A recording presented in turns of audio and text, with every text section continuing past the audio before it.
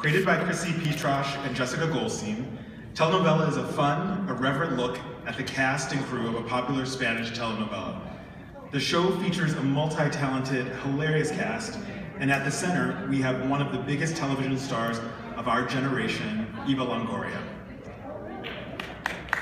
Thank you. We're pretty excited about it ourselves. Telenovela marks Eva's first series regular role since Desperate Housewives concluded in 2012. Eva executive produces this series, and just recently she directed one of our funniest episodes. On Monday, December 7th at 10 p.m., Telenovela will preview 2 episodes behind the voice. The show officially debuts on Monday, January 4th at 8:30 p.m. Here's a clip.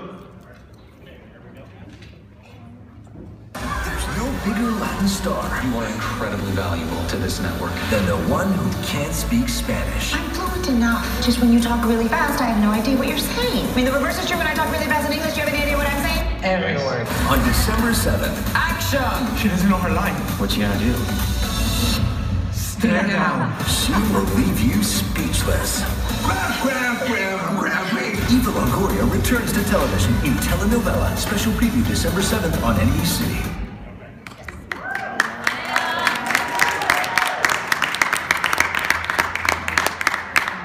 Introducing the members of our panel.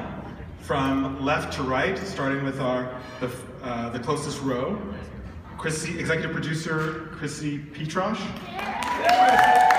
executive producer Jessica Goldstein, executive producer and star, executive producer and star Eva Longoria, and the rest of our amazing cast, Giancarlos Canella. Cinnamon. Cinnamon. Really? You learn something new every day. Deanna Maria Riva. And then our second row, Jaden Douglas. Izzy Diaz. Jose Moreno Brooks. Amade Nolasco. And Alex Meneses. We will take your questions. Eva, in the past you've talked about you want to create your own opportunities, and then you also have a master in Chicano studies. So I was wondering, do you see the show as like the culmination of both of those things? Oh, wow. Yes. Yes, in the sense of, I'm Mexican-American, so sometimes people say, oh, I'm 50% Mexican, I'm 50% American, but I'm actually 100% Mexican and 100% American at all times. So it is a marriage of my values and beliefs that there have been communities that have long been ignored for talent, and the Latino community is one of them. So my talent, being an actor, producer, director, I just decided to use that to really dig in and create stories that are fun. They're not Latino stories. This is not a Latino comedy. This is a comedy that has universal themes of family and friendship and love and workplace, and it's really funny. And so I don't set out to do, Latino content, but I have tapped into something that I think reflects the changing landscape of America.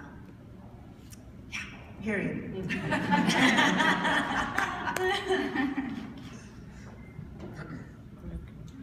And we're done. I have a question here. A lot of times, research has found that viewers like to watch shows that have people they can identify with and relate to. That being the case, would you expect that you'd have a larger Latino portion of the audience than maybe the average show? Who are you asking? You. Me, okay. You know what? I hope that Latinos show up, because we do have a show that is about a telenovela, which is a Spanish soap opera. But I think many, many different groups are going to be entertained and identify with one of these characters here. We are a workplace comedy, so you're going to identify with Ana Sofia as a woman.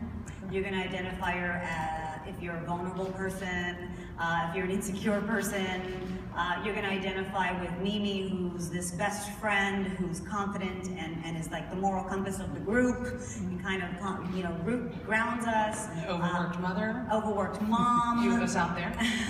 There's a lot of those in America. There's a lot of people that you're going to be able to identify with, not because they're Latino, but because they're human beings dealing with different things in their lives. We deal with it through the comedic lens, but there's still universal issues. Do you guys want to add to that? Yeah, I mean, really, we're watching a relationship between two people who just got divorced, who are working together, and they could be working at a tuna can factory. I mean, it's just, how does that play out in the workplace? But it's a really heightened workplace, and crazy things happen, but also little tiny moments happen. So it's relatable in that respect, but there's also big fun things that happen that probably wouldn't happen in a tuna factory. Small stories, big moments. Small relatable things that are just from all of our lives, and then something happens, like Eva gets trapped in a well. I like that episode where Mimi's kids, they're just beginning to learn about intimacy, sex, and You can say it. I was getting there. I was getting there. Believe me. But yeah, and having the conversation with them, how to address it.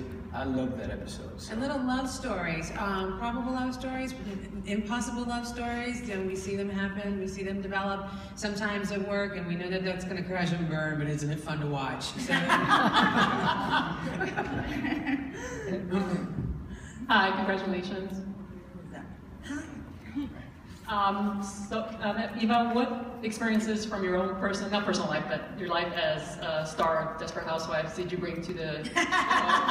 So you all think these are stories about the housewives. and then for the actors as well, what's one thing from a telenovela that you knew you had to bring to this show? Oh gosh, I want everybody to answer that because everybody has such a unique perspective. But you know what? I actually came from soap operas, from Young and the Restless.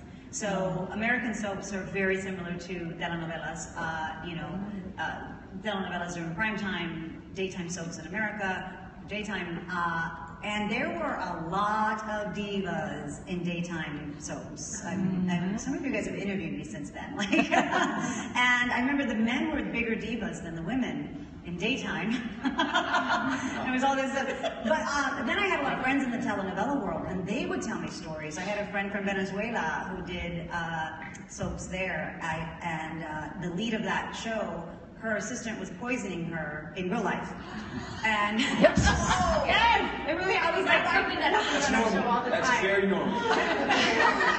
Not normal, but I think, a little poison. Yeah, the setting is a workplace. Like she said, it could be a dentist office, it could be a superstore, it could be, the thing about our show that makes it unique is these relationships set against this larger than life world. So that's what I bring to it. Jen actually did telenovelas. So I did Spanish soap operas. This is tame. Oh yeah, this is a walk in the park. No. I mean, it's a very fun world as well, and Spanish soap operas, they're so dramatic and so intense that I love. I mean, there are a lot of dramatic and intense moments in our show, and especially when we're doing the Spanish parts, these ridiculous circumstances that are presented to us in the Spanish soap operas, they're just, in Spanish, they're real life stories because we're a passionate culture. But when you actually say it out loud, and especially in this show, which is a comedy, they're hilarious. They really are funny. But what's funny about it is that it's actually real.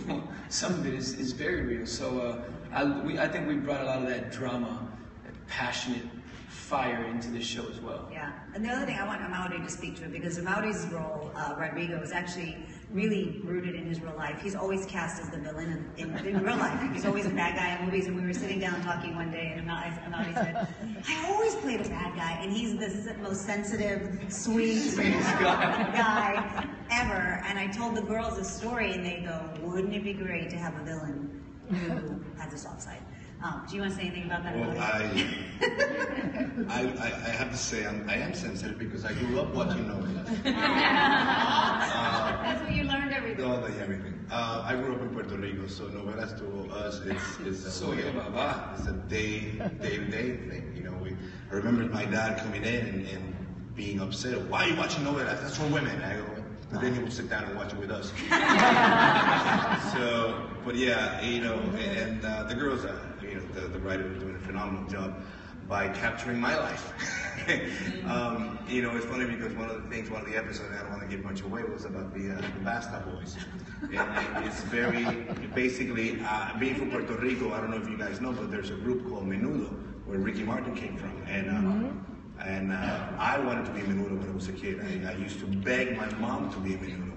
And I said, Mom, trust me, they'll pick me. I know all the dances. I know all the And, you know, and I made the mistake of telling this story to Eva, and she ran with it. So you guys will see an episode where basically my character wanted to be in a boy band so bad that this boy right here was in. He actually took my role, my spot. And then I didn't take it. They gave it to me. They still arguing about it today. Was it? It was the competition was tough though. Yeah, Mario made it tough though. But anyway, he has a great voice. You should sing him a little bit. You know what? Anyway, I just feel I'm going back to the question. Yeah, I'm going to leave it up. But novelas to me were part of a way of life, and they're bigger. They're bigger than life. I don't understand why in the United States they last so long. In Latin countries, they have a beginning and an end. It runs for about, tell me if I'm wrong, 6 months? 6 months. It could last 10. And there's a formula in the novelas that they repeat themselves instead of doing previously, blah, blah, blah, through the whole episode, they're repeating. And that's why you can watch episode 1 or episode 10, and you know the daughter is sleeping with the other guy, and the maid is actually the daughter of the big guy. There's a lot of sleeping going on. So that's why. That's how we like it. Yeah, and we have one director, by the way, like 1 or 2 directors in the show. We had like a director per episode. That was heartbreaking to me in the beginning.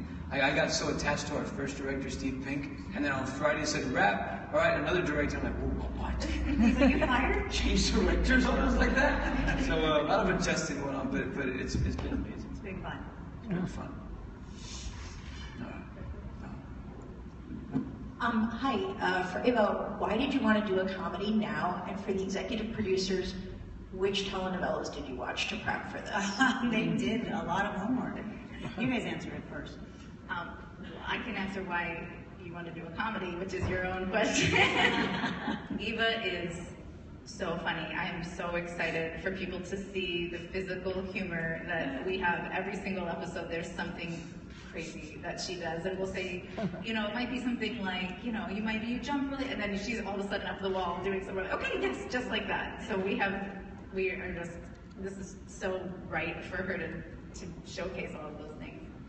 For telenovelas, we watched a lot. My first one, this is a ridiculous thing to say, but in Spanish class growing up, we watched one called Destinos, and it was always something I enjoyed, and it was in my head for this, and we just watch everything we get our hands on. Destinos. Destinos. Yeah. Muy bien. I know we watched Teresa. Marimar. We actually It went in. See, a few of you shaking your head like, yeah, that was good. And in we got to go to Telenovela and actually visit the sets of. the one Kate did, Paraíso. Yeah. No. No, not Reina del Sur. Sincero no hay paraíso is the one that Carmen Villalobos did. She's calling it out right here. Sincero no hay paraíso. Oh, yeah. That means without Paradise. There is no paradise without rest. Yes. It doesn't translate well. Yeah, it sounds better in English. Never mind. We'll find another name for it. Yes. But no, you know, I left Housewives 3-4 years ago, I can't remember, and I focused completely on my foundation, my charity work. I was traveling the world, And then I was directing and producing Devious Maids and other projects. And I knew I wanted to return to television because television is my favorite medium of content. It is still, television is at its best right now. It is so good. And I knew I would go back and do a comedy because I had so much fun on Housewives. But I did hit the lottery with Housewives. I was on the best show in the last decade. And I was lucky and I hit the lottery and I thought, I'm not gonna hit the lottery again. And I got really, if I ever go back to TV, it would have to be something worth it. And I got scripts and roles and I could read things and I go, hey. And I had this idea for this show and it was developed as an hour long and then it was, in development for a while. And I never thought I would star in it. I just wanted to develop this idea. And then these two girls came into the office and we were pitching them something else to write. And then I said, and then there's this other thing we can't figure out because it's so specific in my head called Telenovela. And they were like, what? We want to write that. And I kid you not, the first draft they wrote was so funny. The first draft, and by the time we shot, it was 20 drafts later, but the first draft was so funny. I looked at Ben, my producing partner, and I said, I'm gonna have to be in this, aren't I? And he goes, yeah, it's a really good role. And it's so funny. I've never even had the opportunity to be this funny. And these girls have just written an amazing role. The other thing is, I knew if I was going back to comedy, I wanted to move the ball forward. Cable has really put pressure in dramas. And networks have changed the way they do dramas because cable's dramas are so good. But that pressure doesn't translate over to comedies. Like I thought, comedies are comedies, there's nothing new. The voiceover was a certain device, and then you did the mockumentary between The Office and Modern Family, and that was a certain device. What's the next new, fresh thing in comedy? And I thought, this is a world we haven't seen in television before. You watch a show, it makes you happy, you escape, you identify, you laugh. And that's what I knew I wanted to do when I went back to television.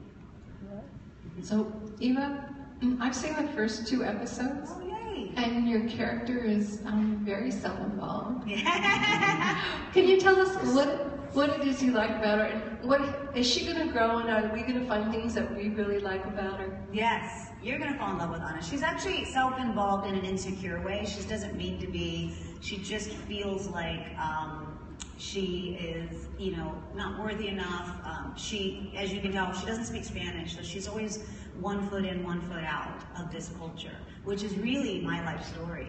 Growing up as a Mexican American, I didn't grow up speaking Spanish, and so I was kind of shunned from my community. And then in the American community, they're like, oh, you're the Mexican, So I really never fit anywhere, and that's exactly how Ana Sofia feels. She's in this great big world of being a Latin star, but yet insecure about, am I Latin enough? And that's one thing that tested really well when we tested our pilot was Hispanics saying, I love that she doesn't speak Spanish because I didn't learn how to speak Spanish, but we're totally tied to our culture, we're totally tied to our traditions, we're totally tied to our heritage. I've since learned Spanish, I do speak Spanish, not as well as these guys. You do. But, and so you're gonna learn to love her because of everything she has to face. I mean, what would you do if you had to work with your husband, ex-husband that you hate every day, and then another, you're working, where's Alex? You're working with a woman who's hates you, and then this other one who's nipping at your heels, ready to take your place, and so she's just being attacked from every which way, but yet it's one big loving family. We have each other's backs. But do you want to say anything about Ana Sofia? We thought of this season as, for lack of a better term, like Hannah getting her groove back, where it's somebody who was pretty much shattered when she found out her husband was cheating on her, and that set her back on her heels.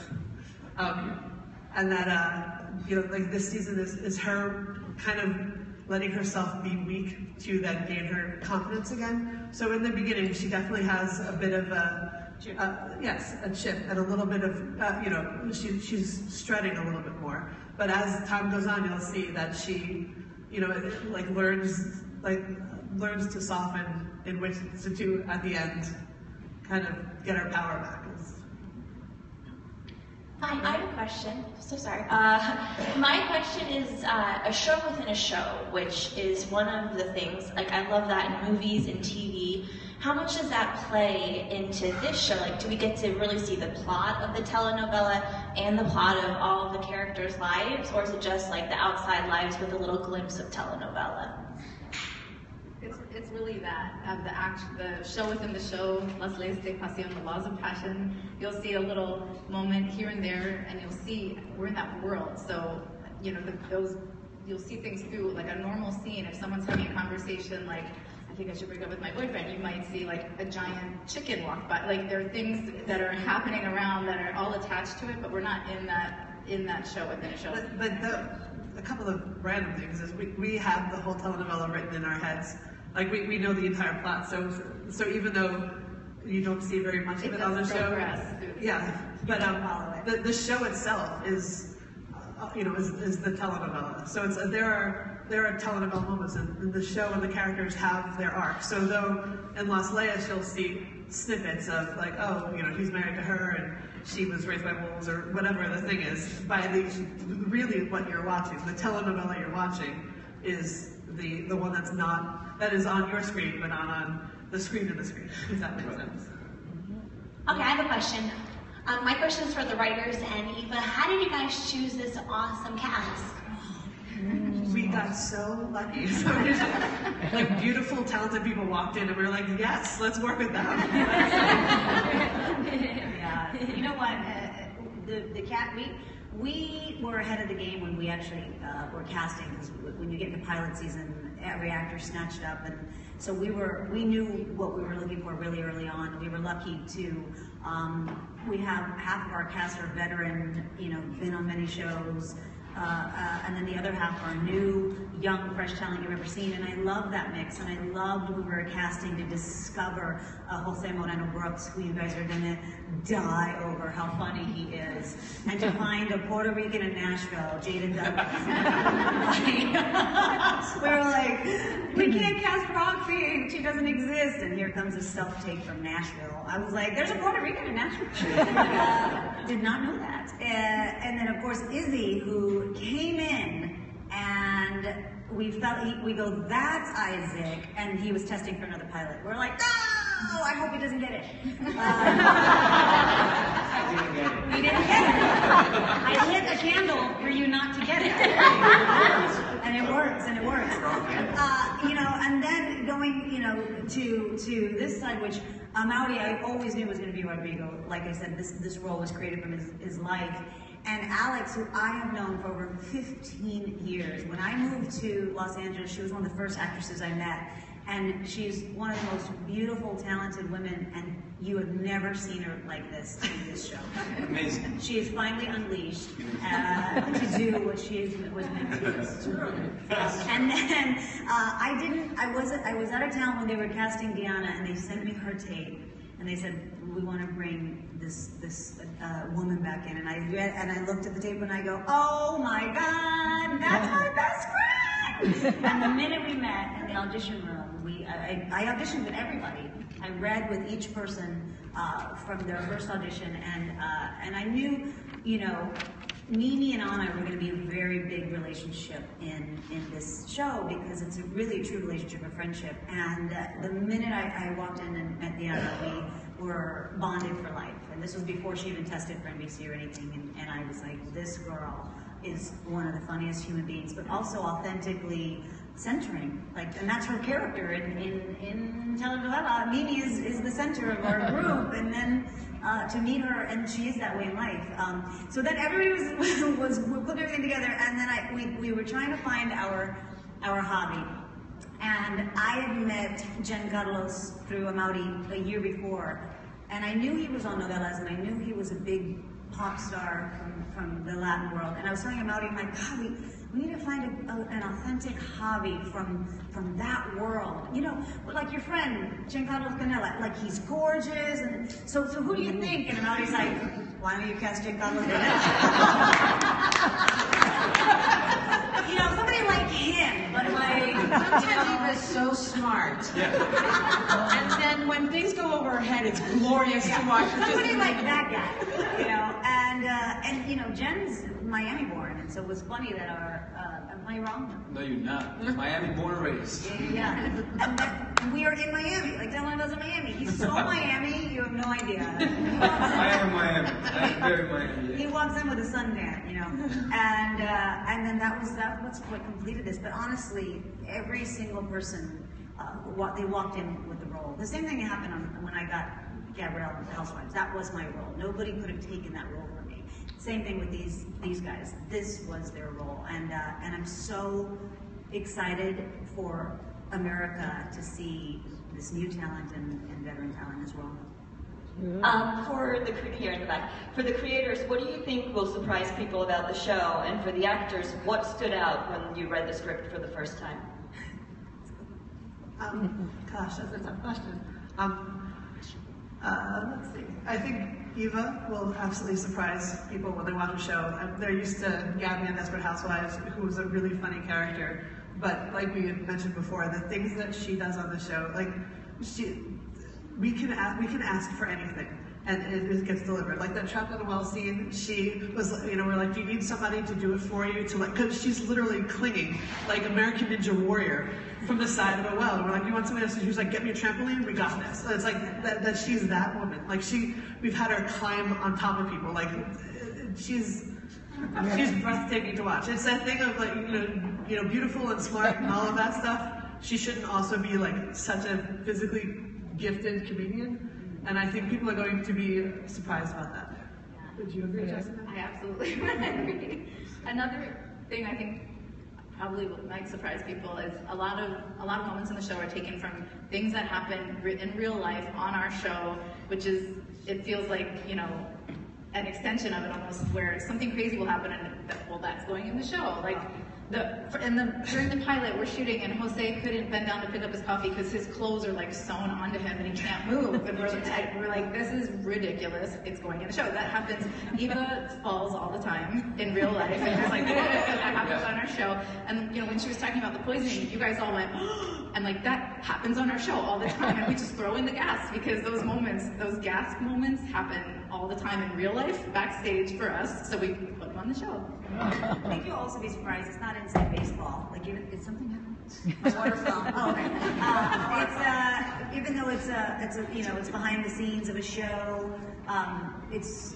I think people are gonna be surprised that they're gonna fit right into this family. But I'll start with Jamie to talk about what you thought about the script. What stood out for you? I mean, the moment that I read, because at first it was just the sides, and the moment I read that, if you read something and you laugh out loud, that's a pretty good sign that it's funny. Because some things get funnier with how you do it, but then some things are just funny the way they're written, and it was written so funny. I immediately was drawn to this character because I felt like, and my character really grows and evolves, which is the beauty of seeing the full season, because it's not what you would expect. Very, very sexy, very va-va-voom, young ingenue, but she has more to her. She's actually pretty innocent, I'll just say that. But the character was funny from the gate. Slight little blonde moments, but she's smarter than you think. So, you know, don't let that blonde hair fool you. But no, I just thought it was hilarious from the gate, and then finding out that Eva was involved was like, what? And then meeting her, and she's been such a huge inspiration, and she really drives this ship and immediately made us all feel like family. So before we even shot the first episode, we had so much natural chemistry because she was planning all these functions for us to hang out and game night and this and that. So I feel like the chemistry was very advanced. So yeah. I feel like this is like the music's playing. I know, you're playing it up. Go ahead. When I first heard that there was going to be a show about the behind the scenes of a Spanish soap opera, that just makes me laugh out loud just even thinking about that. And one thing no one's brought up is that when I was a kid watching telenovelas on TV was because there were these really hot women dressed in little to no clothing. So like, there's a show that's going to do that. I want to be there. And look what happened. We have these gorgeous women, and the clothes they have to wear are ridiculous. And I applaud them so much for it. There is no ego on the show. People do whatever it takes, whether it's a fake tooth or falling, or food on their face, or looking horrific or beautiful. There is no ego at all, and somehow the 8 of us get along so well, and that's just the power of the writing, and that's the power of Eva bringing us 8 of us together, and we laugh, you know, just as much off stage as we do on stage, and it's been an actual dream. I will say there is an element, I think that it's really easy to get a storyline like this and think it's going to be a farce. It's going to be huge. And it's not, and the difference is whether or not there's truth behind it. Do the actors bring truth to their characters so that, and that'll be the key to whether or not the audiences come back and want to watch, because they believe that they really are that ridiculous in their love life, that they make those kind of choices, that they continue making those mistakes over and over again, that they really think in that way. And that to me is what really surprised me about the script, is by the end of it, by the first script, second script, you saw, no, they're real people. They are human. The telenovela is the backdrop. It's an accent. It's a character in and of itself. But you do find yourself wanting to come back and saying, what did she do about this situation? Or what is it that he's going to do next? Because you fall in love with them in the way that they live their lives and the choices they make amongst each other and with each other. And I think that's the most surprising element, because you've seen a lot of actors leave a drama, come back a few years later and do a comedy, and it's easy to be big. But what I liked about this is watching Eva be unafraid to look ridiculous. Right. And I say ridiculous is just kind of a throwaway term, because she doesn't look ridiculous. You end up believing that this is what she wants, and this is how she feels, and this is how she thinks she should live. And it's luckily extremely entertaining. So it was well done. And let me add really quick. I know I was just going to say, here's the thing. I believe we're in a groundbreaking show. I was blessed enough to be in a show many years ago called Prison Break, which was also groundbreaking. And just like Eva said, you know, I hit the lottery back then. I said, what are the chances of me hitting the lottery again? And I think I've had. We haven't seen anything like this on TV. I'm not just selling the show here, guys. I dare you to watch the first episode and not want to see the next one. And again, there's just, watch the episode once and then watch it again. There's things that you missed, because there's always something. It reminds me a lot of, for the ones that are older or young, I don't know, Mel Brooks and History of the World. There was always, you know, and there's always something going on, and you watch it again. Trust me, it's one of the things I'm most proud of right now, and I couldn't be happier to be with this amazing cast. We have time for one more question. Oh wow, the pressure's on. All right. Hey, that guy has his hand up. Oh. I'm so sorry. Eva, since you have such a great history with your charitable projects, and that was one chapter of your life, and you're taking this to reality on the sitcom, and your entire cast is so charitable, and do we think that you will have a scene or an episode that will bring this charity and give a shout out for a cause for one of these charities to help make awareness? Yeah, well, you know what? We have an episode called Rivals, which is the backdrop of it is a building homes for needy families. So it is Anna Sophia's mission. You know, it's her thing she does every year. We can't use any real charities' names because of clearance, but there was one episode of we all come together, even though we hate each other, for the greater good of a charity. To build a home. To build a home. Yes. Yes. Motivation's Yes. Thank you very much. You guys will all have an opportunity to mingle with the cast and executive producers. Thank you. Thank you.